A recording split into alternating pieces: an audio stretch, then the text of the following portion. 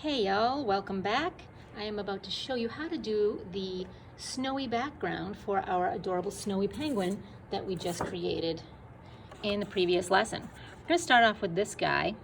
I'm going to cut him out and put him onto a background.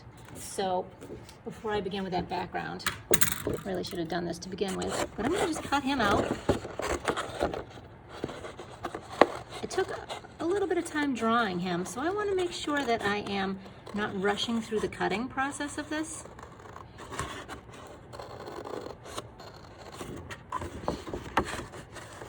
Remember, when you're cutting out your artwork, you're still drawing. I'm drawing with my scissors right now.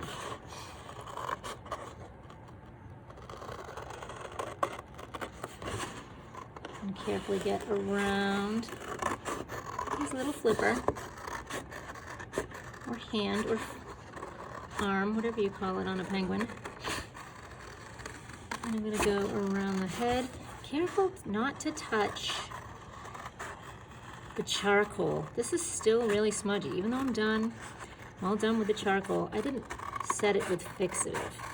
Fixative is a spray that you can spray on your artwork when you're done, so it won't smudge as much.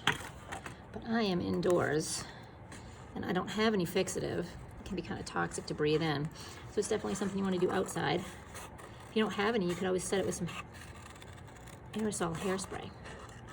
But I'm just going to be careful to not touch my art. Okay, cutie guy, I'm going to set him aside and start on my background. Here we have some watercolor paper. I like to use the Canson XL Biggie paper. And I'm using liquid watercolor today. I've got blue, turquoise, and magenta.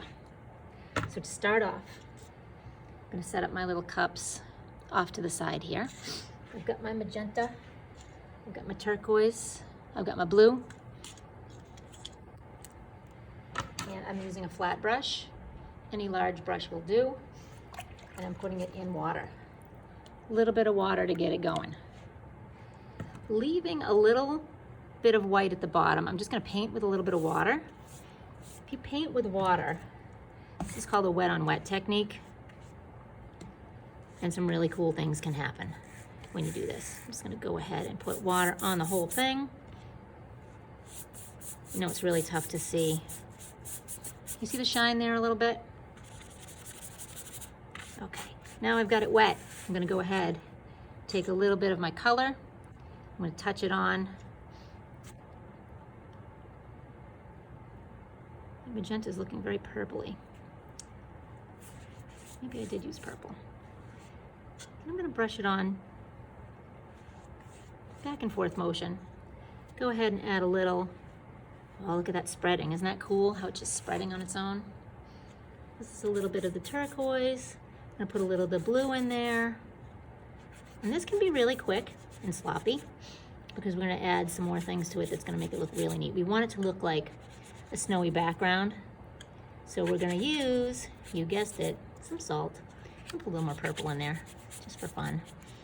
I'm not really liking this perfect line here. So I'm going to go ahead and just blend a little of that right on top. Okay. Next comes the salt, regular table salt, just a couple pinches. Now the neat thing that happens here is when you sprinkle salt onto a wet piece of artwork done with watercolor, it'll start to absorb the salt and the salt becomes darker. So I'm going to move this and bring it up really close to the camera so you can see what I mean.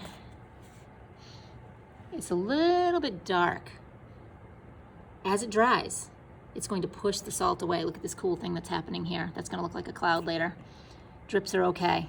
I'm going to carefully set this aside and show you the one that's dry already. When it dries, you get these really cool sparkles. Looks like snow. It could look like rain. It could look like maybe even fireworks. But today we're using it for snow. I'm going to put it right down here. And then I would just glue my adorable penguin somewhere on here. And if I really wanted to, I could put maybe a little shadow under his feet. using some watercolor, so I could maybe put little shadow here, little shadow here. Is that where his feet are? I hope so. Just finagle that with my finger a little, tiny little ovals. And we've got cute. Isn't that adorable? I'm gonna probably do this with my 2nd or 3rd graders, but here is one that one of my 4.5-year-olds did. Taya did this one. She had a lot of fun adding some little extras. She put these stripes in and these dots. I always just let them do their extras because it makes it unique. Taya did that one, my Taya Kate, and my Charlotte did this one. Aren't they so cute? They're all gonna look very different, and that is the amazing thing about art. Every single one is gonna look different, and look at that.